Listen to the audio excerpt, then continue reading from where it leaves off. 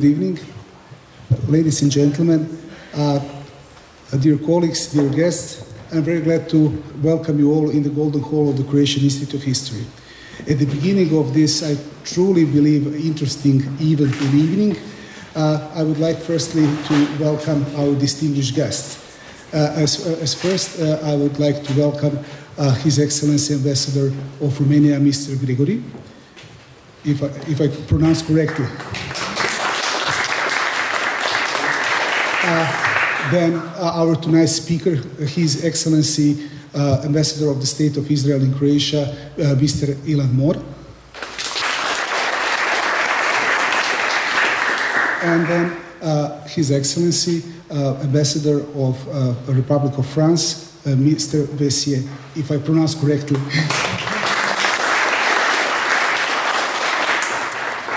Together with them, I would like to welcome all the representatives from the Ministry of Culture and Ministry of Foreign Affairs of the Republic of Croatia, as well representatives from the city of Zagreb.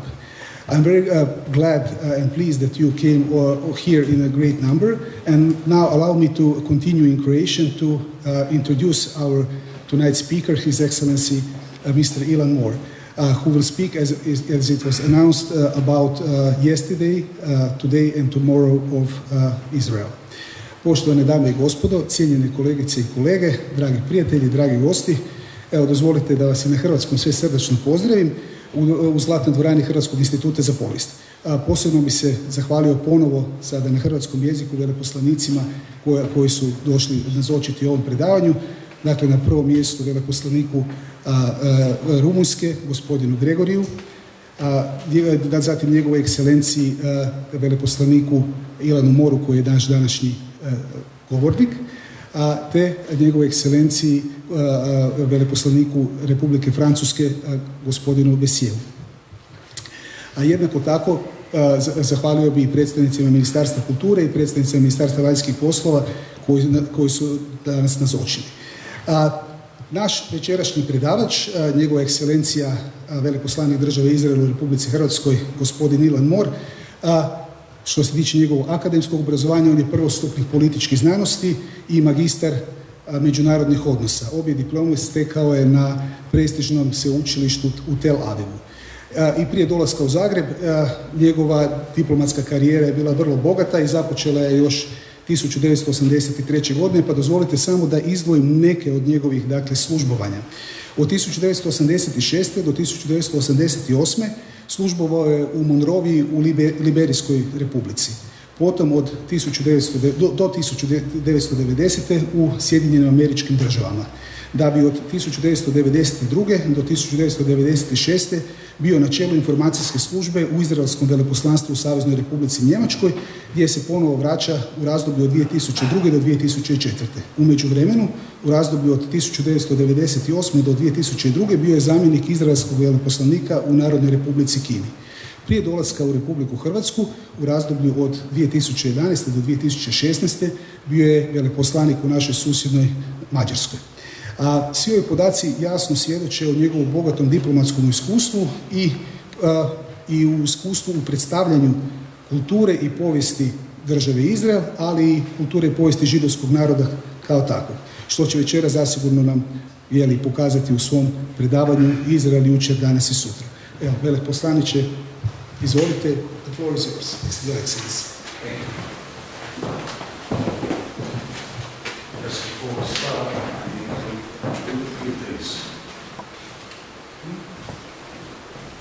Do you need any assistance?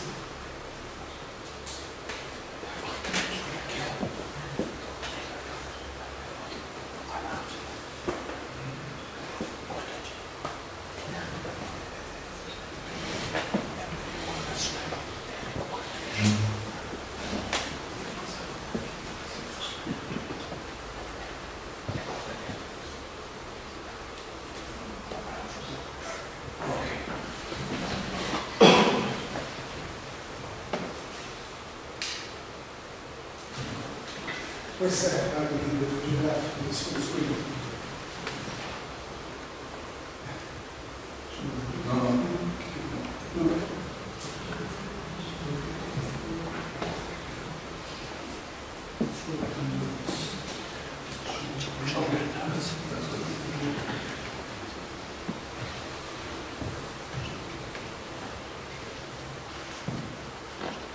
Okay.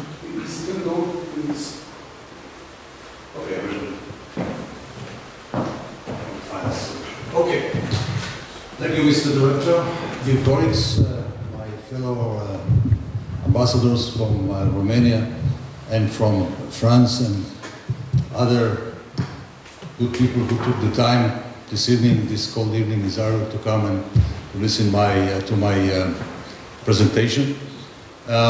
Thank you very much for your introduction.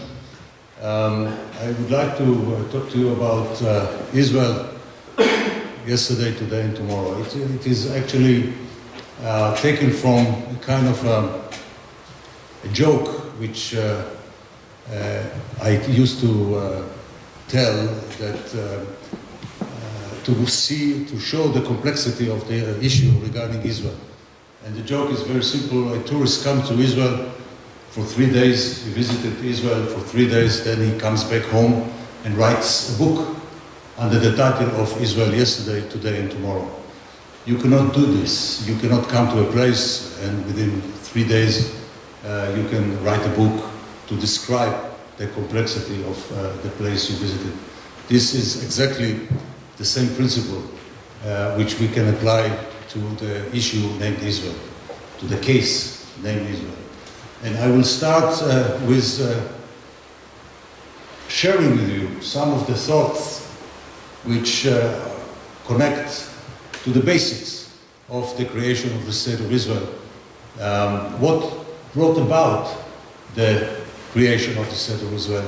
How come Israel has been established 72 years ago? And what was the need, what was the raison d'etre behind this idea of having a Jewish state for the Jewish people? And our story starts in the middle of the 19th century in Budapest, of all places, in Budapest. In 1860, a Jewish guy, a Jewish boy was born by the name of Theodor Herzl. 1860 in Budapest, he became a journalist, a lawyer. He studied law and he became a journalist, and he moved from Budapest to Vienna. And as a journalist, he worked for the Neue Presse, which this newspaper exists until today. It was one of the biggest newspapers in Europe, and for the Neue Presse, he covered politics in Europe.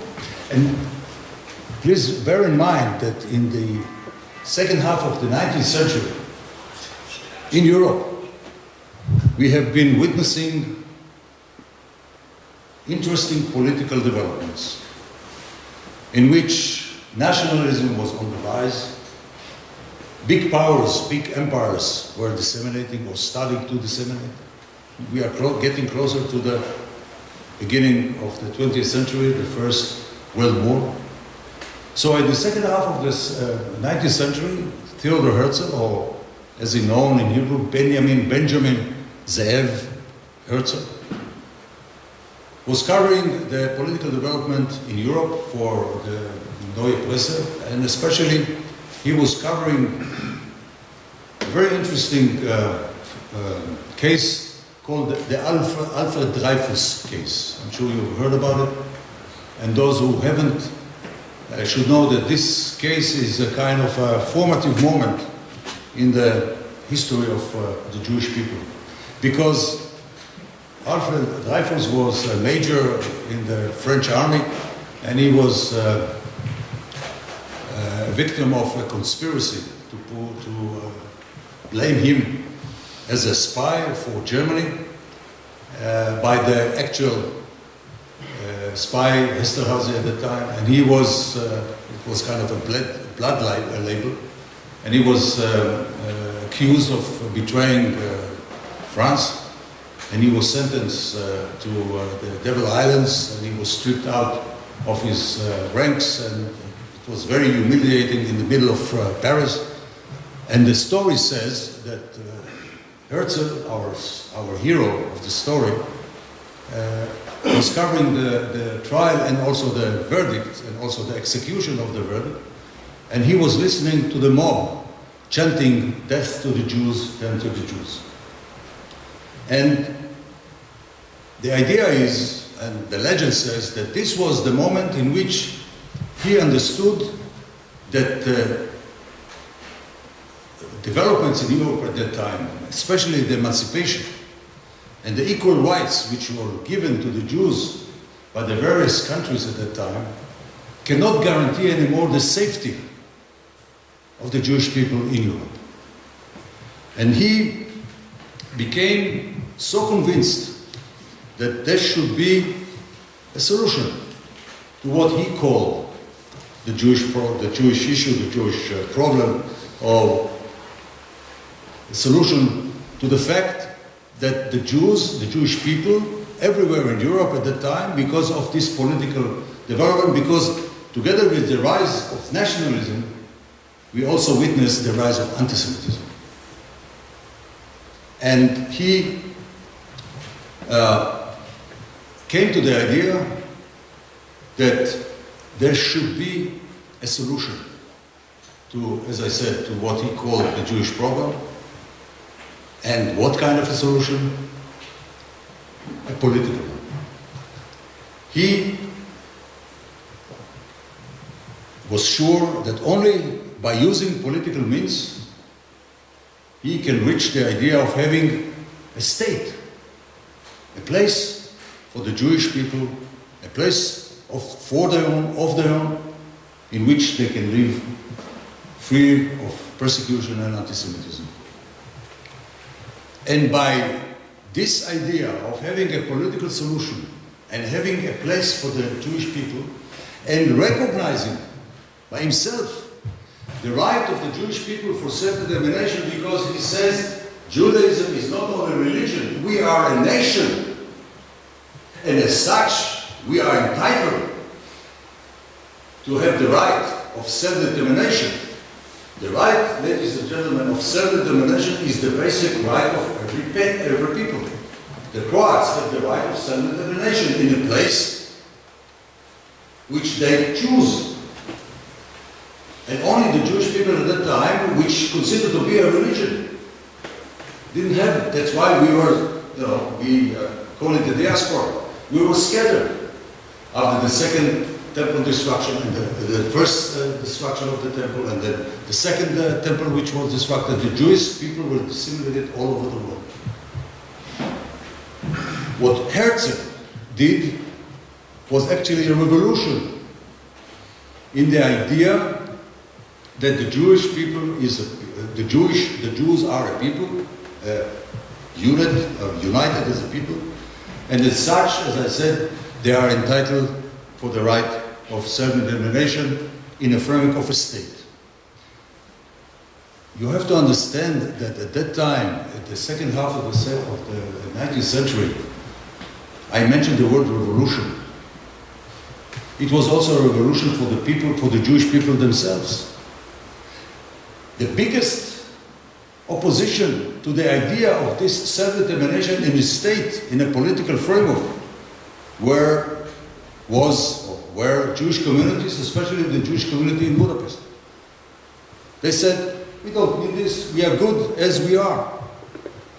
So what Herzl did is also made through or brought about a revolution in the minds and the mindset of the Jewish people.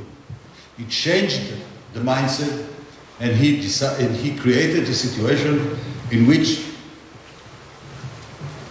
more and more people supported the idea of a political solution for anti-Semitism, for persecution. In the Israeli parliament in Jerusalem, in the hall of the parliament, there is only one photo. And this is the photo of Benjamin Zahev Herzl, Theodor Herzl. He was the visionary, the man which had the vision of a political solution to the Jewish persecution and Jewish problems within Europe. But it's not only a vision. It's not only kind of theoretical solution that he came to understand. He started a political process. He started a political activities by himself in order to persuade the powers at that time, and again we are talking about the second half of the 19th century, to get support for the idea of the right of the Jewish people for self-determination. He went to Germany. He wanted to meet with the Kaiser. He met him later in Palestine at that time. He went to Istanbul. He went to Great Britain. He wanted to mobilize the political factors at that time to persuade them that we, as any other people, have the right for self-determination. Unfortunately, he passed away at the age of 46 or 44 at the beginning of the 20th century and was not able to see with his own eyes the implementation of his vision.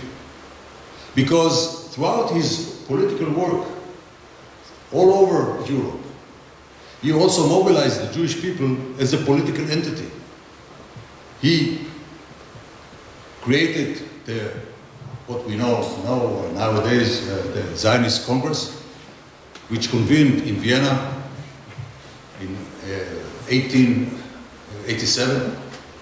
And this was the beginning of the establishment of the Jewish people as a political entity. Because this Jewish Congress has the basic institutions which today are the institutions of the State of Israel based on the separation of power and the democratic values, the parliament, the government, and the judiciary. So he mobilized the Jewish people, not without objection, as I said, because Jewish people were easy and felt comfortable at their position without asking to rock the boat, so to speak, not to have a stormy water, because they had enough.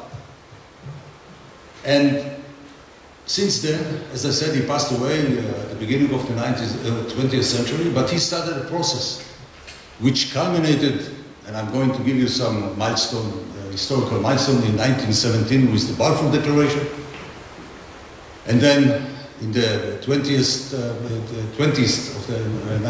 the 20th century with the adoption of His Majesty's government, the principle of self-determination of the Jewish people in Palestine. By the way, Herzl at the beginning was not convinced that the solution, the political solution, the territorial solution for the Jewish people should be, he didn't know where to put it.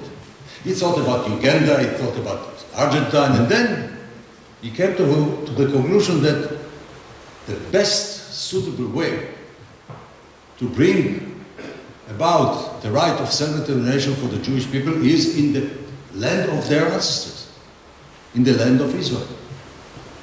So instead of going to Uganda or to Argentina, the solution was right under his nose. And he made sure that in no other place this political support will be given to the Jewish people for the state, for the land of Israel, the land of our ancestors, the land of milk and honey, the promised land, which was promised to us by God according to the Old Testament. So he started a political process, and I don't want to go into details, which culminated on the 29th of November, 1947. On this date, the General Assembly of the United Nations adopted Resolution 181, which called for the termination of the British mandate at this time. I hope this works. And if it doesn't work, it's not good. Where is the...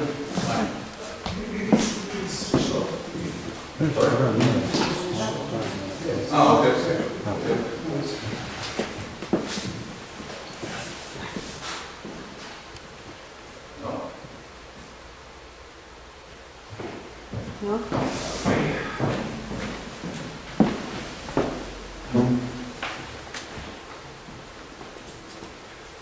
British mandate. This was Palestine. This is what This is Palestine, and this is Transjordan. This used to be the British mandate. We are not talking today about the British Transjordan. We are talking about this part, Palestine. Resolution 181, 29th of November 1947, the General Assembly adopts a resolution which decides to end the British mandate over Palestine, and more important, to create two states. Two states in Palestine. A Jewish state, and an Arab state. The Israeli or the Jewish minority at that time, 1947, November, embraced this decision wholeheartedly. Stories telling us that people went on the street and danced because it was the first time in the history, at least in the modern history, in which we as Jewish people were recognized as a nation, as a people, and also we were recognized as those who are entitled to have a state for themselves. We embraced this resolution, by the Arab side said no. And this brings me, after being in the past, yesterday, the idea of creating a Jewish state, the vision of Herzl, this brings me to today.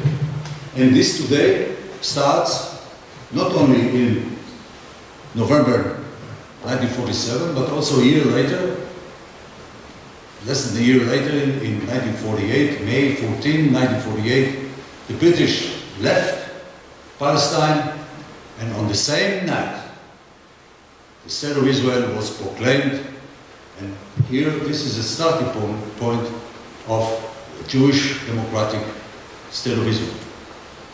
And why this is today? Because ever since we have been in a situation in which we had to defend ourselves.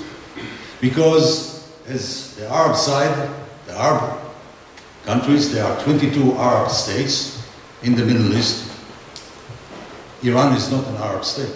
Iran is a Muslim state. I'm talking about the group of 22 Arab states which rejected the idea of having an Arab state within Palestine, have started to implement their objection also in practical manners.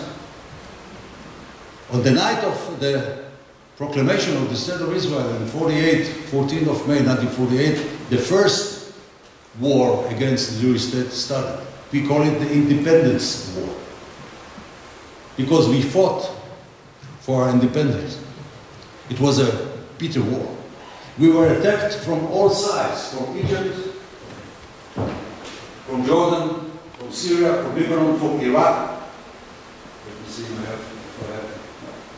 It doesn't work, unfortunately. Murphy is there, is here, unfortunately.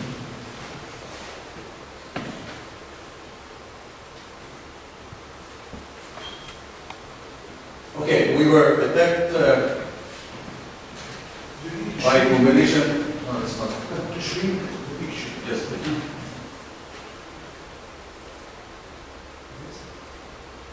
Okay, but it's another one. No, it's not this. Very okay, that's shrink. Just ignore the map, because unfortunately we consider ourselves a startup nation, but you see, it doesn't work.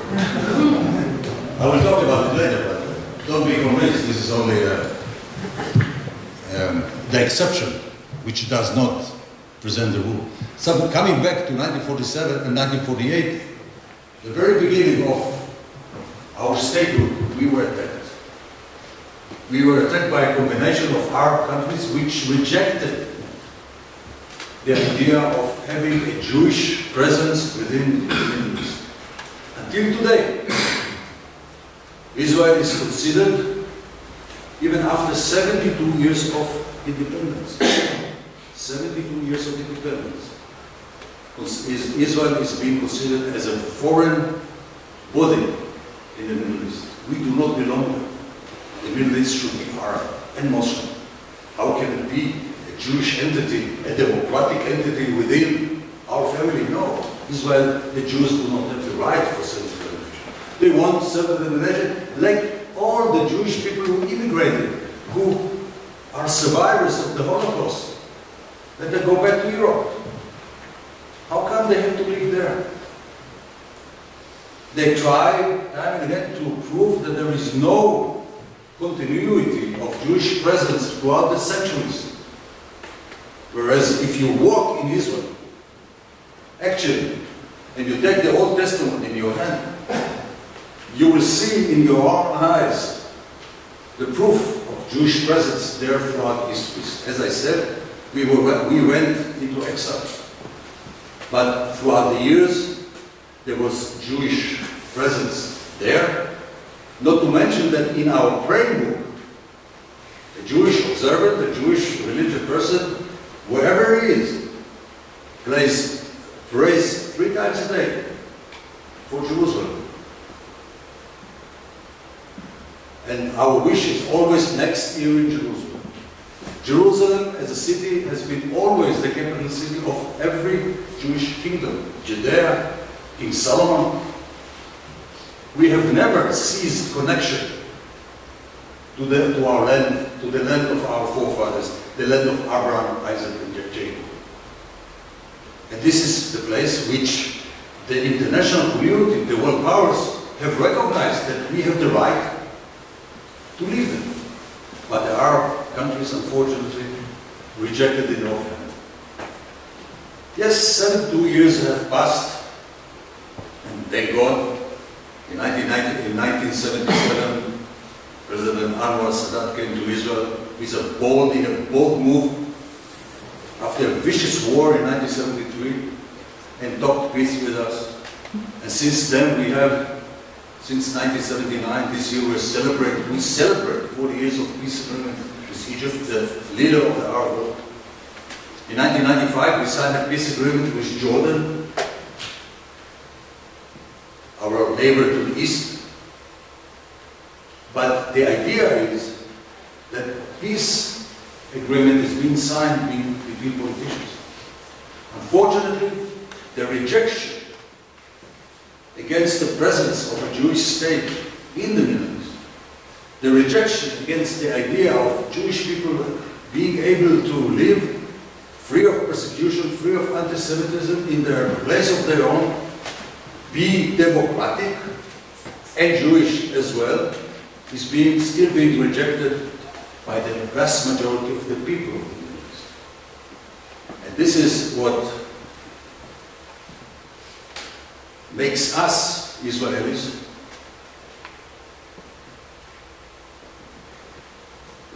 bring us actually to a situation in which we have to think, what shall we do in order to change this mindset against us? Or better, how to prevent another attempt to destroy this fragile, small state of Israel. I mentioned the War of Independence in 1948. There were other wars until today, 1956, 1973, 1982, and then this is the war in Lebanon, and then another war in Lebanon in 2005. And in between, thousands of terror attacks against the heartland of Israel in Tel Aviv, in Jerusalem, or other places. All aimed, mind you, terror cannot bring us down, but all those attempts by terrorists, be it from Hamas, be it from Hezbollah, all are aimed in order to make us think twice. We better leave this place. We better give up from this idea of having a state of our own, a Jewish and democratic state. During the time, we have reached a point in which we have to come to terms with our neighbors, the Palestinians. In 1967, I mentioned this is one of the wars which was imposed on us. We have miraculously, and people say maybe with God's help, we overcome a combination of three armies, Egypt, Jordan, and Syria, supported by armed soldiers and platoons sent by Iraq and Morocco and Libya. In 6 days, we managed to overcome this combination of very frightening armies. And we occupied the West Bank, Gaza, and the Golan Heights. And since then, we have been reaching our hands in order to have peace with the Palestinians, in order to solve the so-called Palestinian problem. There are conflicting ideas and attitudes toward the situation nowadays between Israel and the Palestinians. There are those who believe that we have the right to hold the occupied territories. I do believe that occupying territories is not the right term to use, but territories of dispute. But one thing is sure. We, Israelis, are not going anywhere. The Palestinians are not going anywhere. So what we have is only one solution: to find a way to live together. I don't believe that this solution it is reachable, but not now. Not in the current situation in which the Palestinians find themselves. And if you want, I will leave some time for questions. I will be more than happy to address this issue. Ladies and gentlemen, please pay attention to the following principles, which are, for me, for us, very important. We, the Jewish people, have only an option of linear solution. Only going forward. And going forward, living there, creating something from nothing, we have only three options.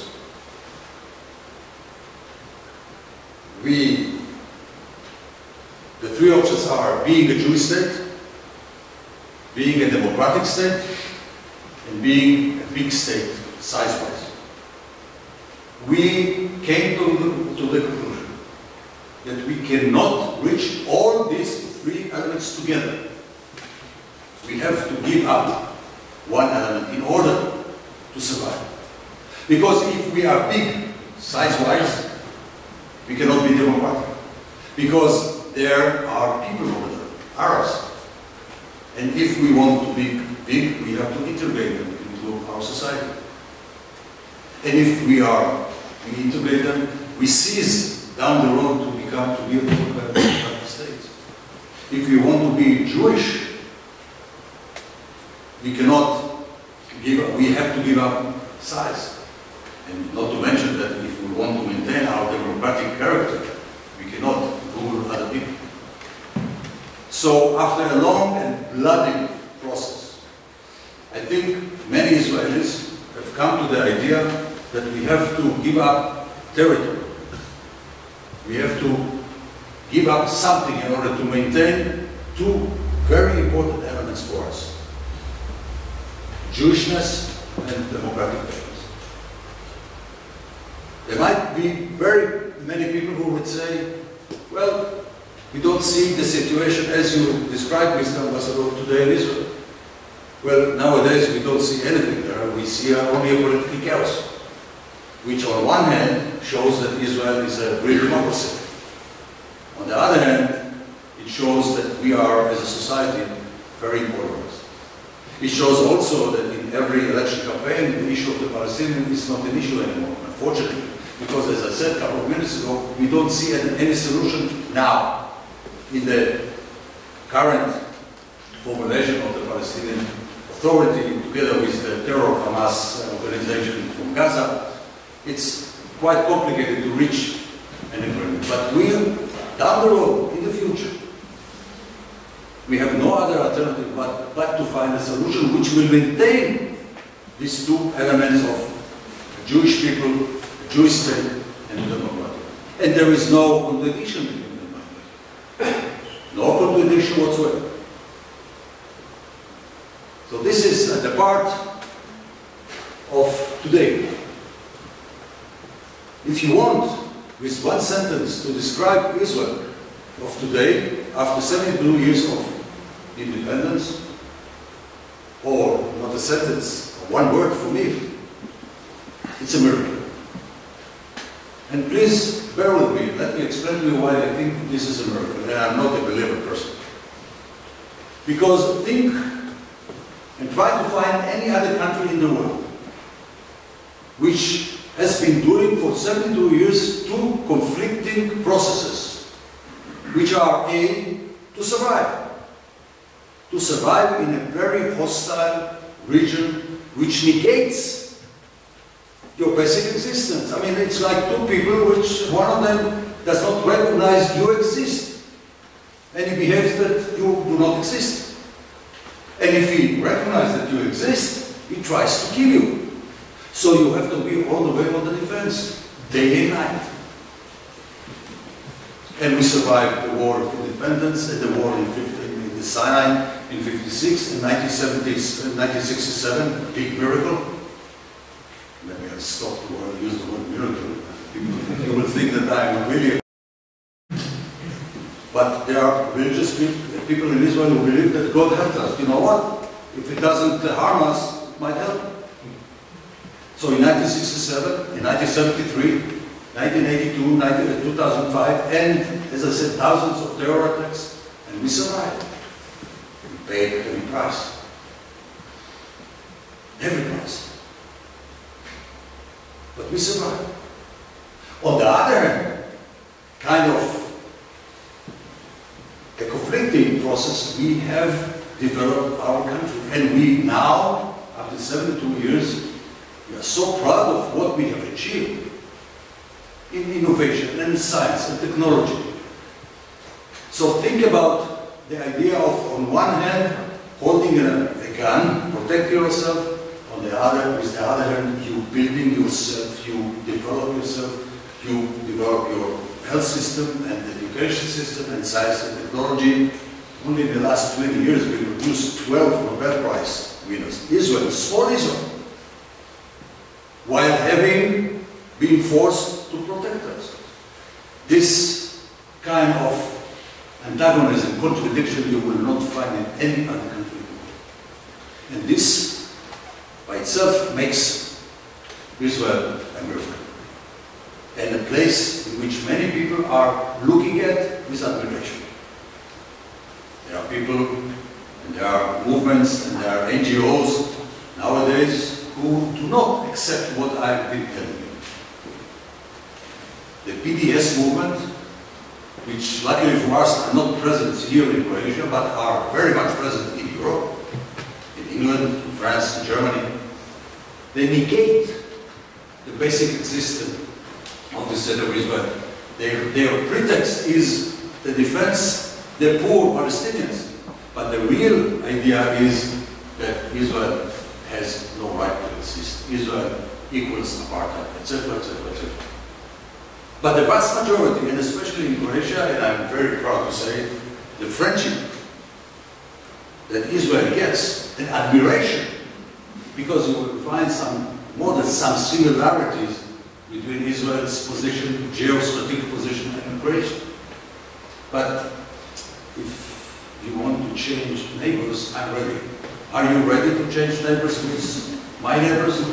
You don't? Okay, so your Croatia is much better off than we. So we became an island in this part of the world, in the Middle East, surrounded by unfriendly entities, countries, which slowly but surely understand that Israel is not a problem. Which brings me to another part of today's Israel today, which is Ilan. Iran, ladies and gentlemen, is a problem. Not only for you. Not only for you. Iran is a problem for the world. Iran, since 1979, has been advocating from the minute Khomeini touched the Mirabad airport in Tehran, touchdown, advocating the destruction of the state of Israel. Sometimes, or most of the time, we ask ourselves, what did we do to Iran in order to be treated like this? The only country which is being, getting this kind of attitude, Israel must be destroyed, is Israel, by Iran. And before 1979, before the Islamic Revolution, we had very good relations with the Shah at that time. Very good relations, strategic relations. But since Khomeini, since the Islamic Revolution until today, on a permanent basis, on a daily basis, Iran advocates the destruction of the state of Israel. You know, in the Middle East, talk is not cheap. In the Middle East, especially in the Middle East, people are saying these kind of things, you have to listen. Because once a sentence like this has been said, you have to look for how they are going to implement. And Iran is doing whatever Iran can in order to be in a political position to implement this threat. Israel must be destroyed. I'm talking about, the nuclear program of Iran. I'm talking about Iran's supports of Hamas and Hezbollah. I'm talking about the long-range missile program of Iran. I'm talking about the fact that Iran is a destructive force within the Arab Gulf and against many of its neighbors, the Sunnis. You know, the division in our world, the Shia and the Sunnis. The bottom line is that if someone believes that Israel is the only target of Iran, he is very much mistaken. In the last year, we have seen so many examples of the destructive way which Iran operates, almost never directly, always via proxies. They attack Israel by Hamas, by supporting Hamas. They're supporting Hezbollah in southern Lebanon to attack Israel, and as we speak, I'm sorry this doesn't work, but actually you see the proximities.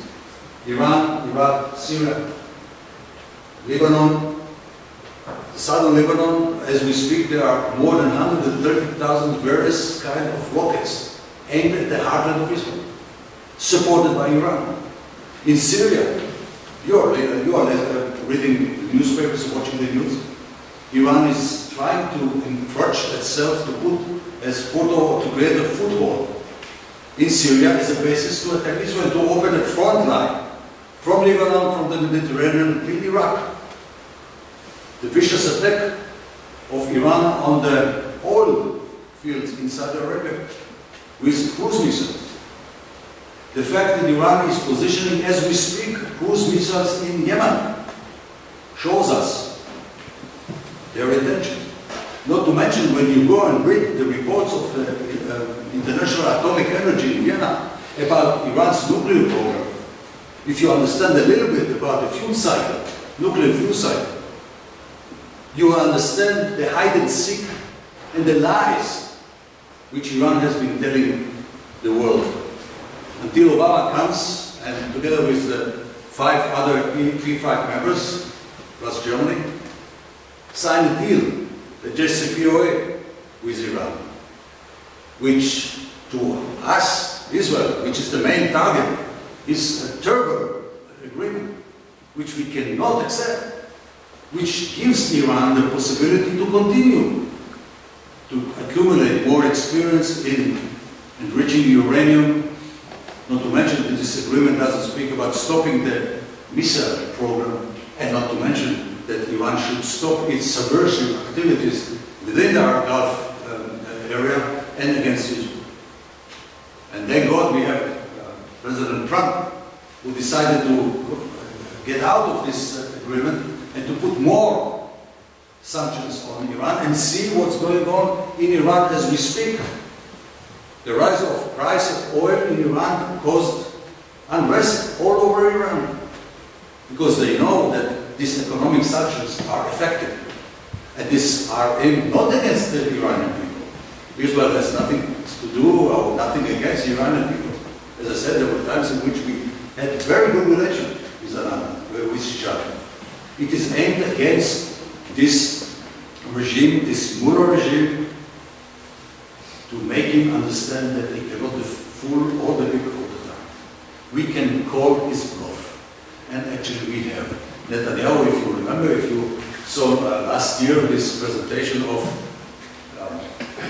dozens of files which our Mossad organization took out from the center of Iran, which tells the story of the Iranian nuclear program with the aim of, look, you can have a nuclear program, a civilian one, fine, for production of electricity, for research and development, medical research, but if you use this for the production of nuclear bomb, then Houston, we have a problem. Not only we, Europe, because the European must bear in mind these cruise missiles which were fired from Iraq to Saudi Arabia, one day can change the course and to come also to southern Europe. So all of us are not immune from the destruction power of Europe. I know that there are many economic interests, but there must be a point in time in which countries should put their own interest and the interest of the safety of the world before economic interest. Stop doing business with Iran until Iran changes its course. Unfortunately, for many years, Israel was the only one, which was crying Iran, Iran, Iran, and everyone told us, you are crying wolf. Now many more and more countries, including the P5, understand that Israel was not crying wolf. We knew exactly what we were talking about. Iran is aiming at the bomb. The combination of the bomb, the delivery system, cruise missile or long ballistic missile, together or backed with this ideology of exporting the Islamic revolution, this fanaticism. This is a dangerous combination, ladies and gentlemen. And we are at the forefront. And if we were not there, the story would have been totally different. Actually, we are the stronghold of Europe vis-à-vis Iran and this evil way of thinking.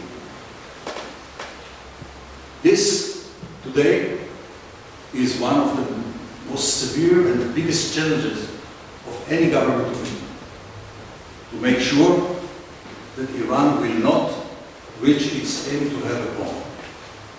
And I am quoting my Prime Minister, my President, all politicians, all members of the Israel. We will do whatever necessary to make sure that Iran will not have a bomb.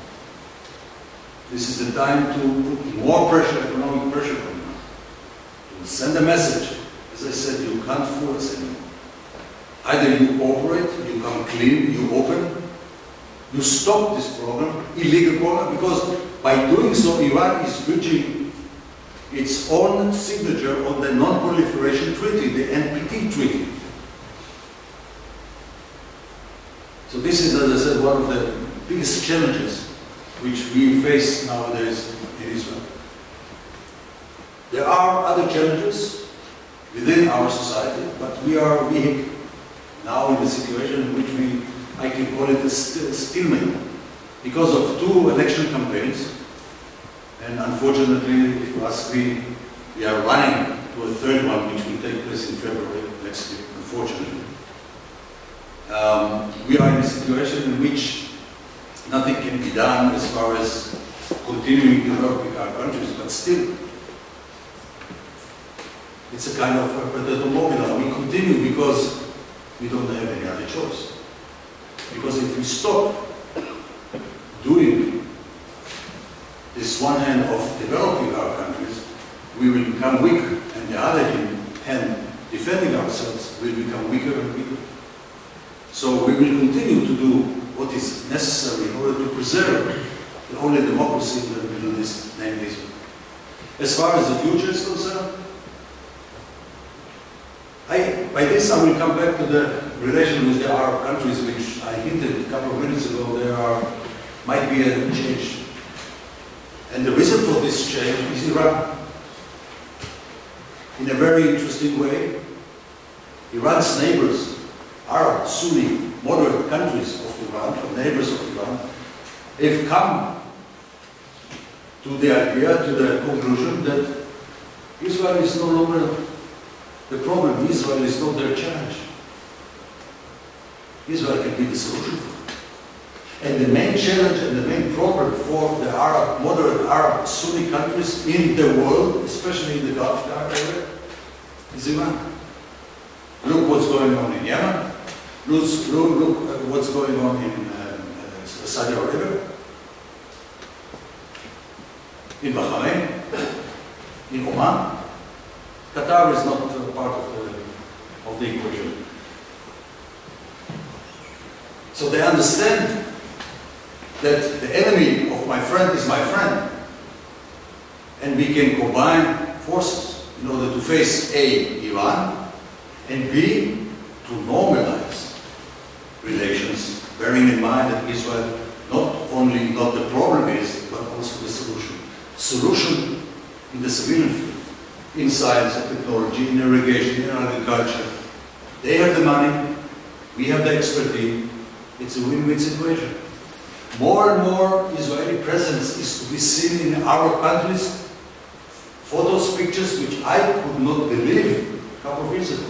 That they can be photographed a couple of years ago. So slowly but surely, there is a change of attitude within the Arab world, the moderate Sunni Arab countries, vis-a-vis Israel. It's not that peace is around the corner.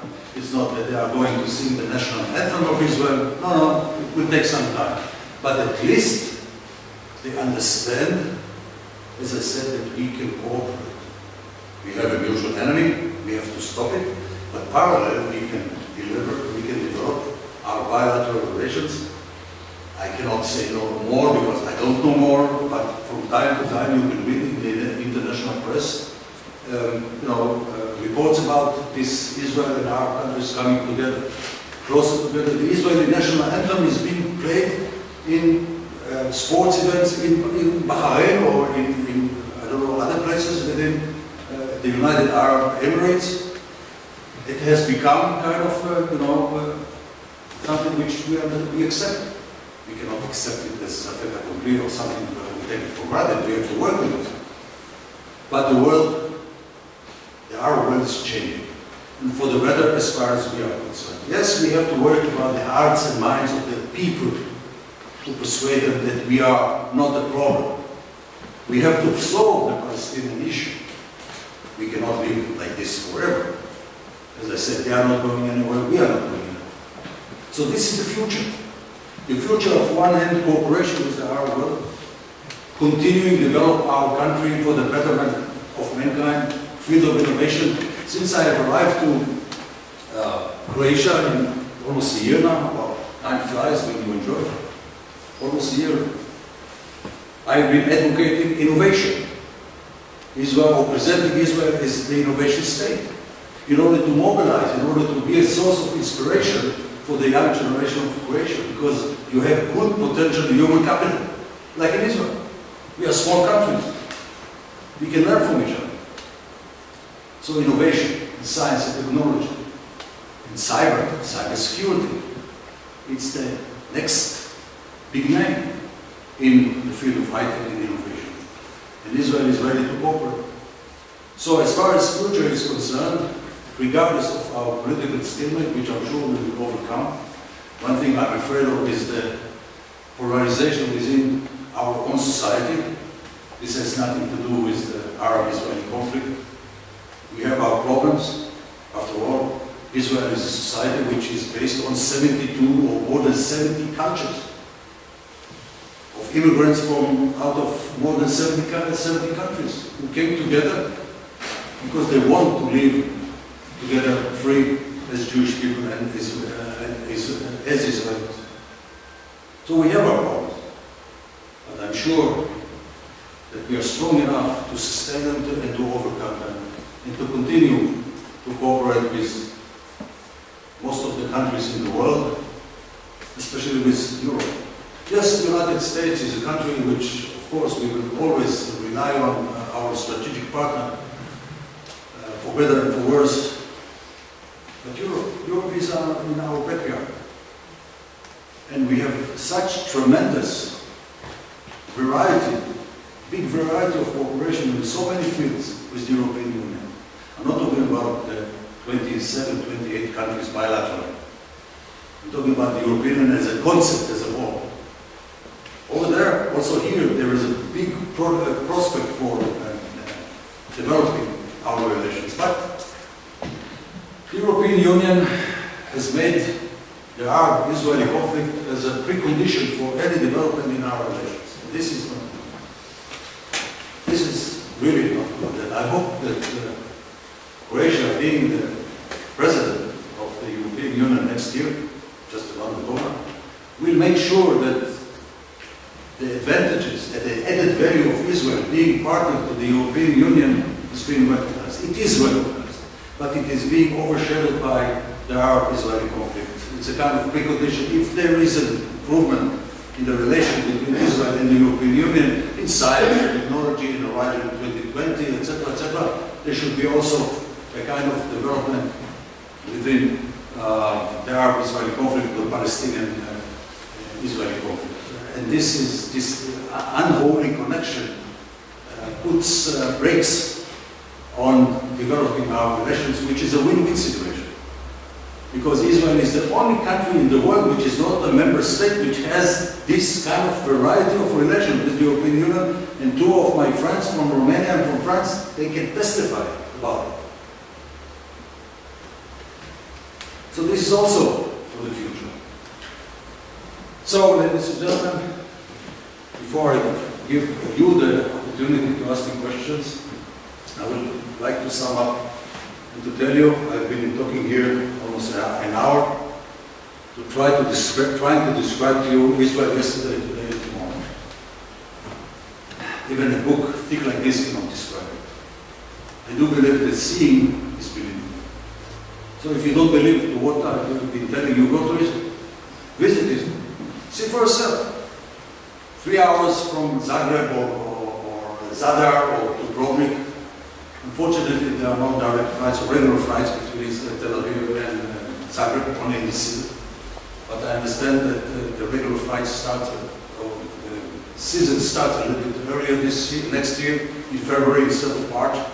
3 hours, you leave Europe, you stay in Europe, in Israel. We are European, with Mediterranean flavor, of course.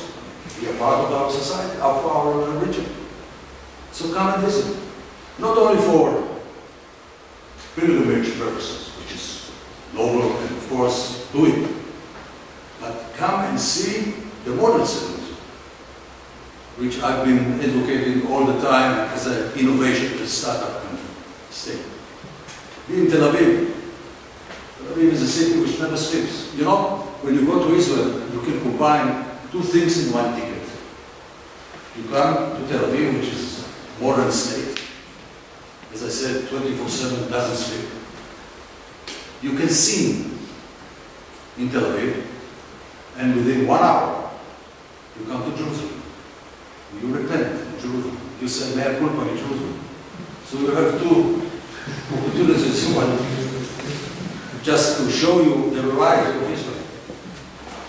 So, ladies and gentlemen, I thank you very much for the time that you took tonight to come, to listen to what I've told you. This is only the tip of the iceberg, because there are so many things to tell you, to share with you. Maybe I will have other opportunities to continue But one thing is for you to remember. What I'm presenting to you is my side of the story. It doesn't mean that we are perfect. We are far from being perfect. Look at the political impasse that we have. But those who portray Israel as negative on a daily basis, bashing Israel, using anti-Semitism, or what we call new anti-Semitism, which means negate, reject the right of Israel to exist, this is not part of the story. This is what we call new anti-Semitism, which we and you should reject properly.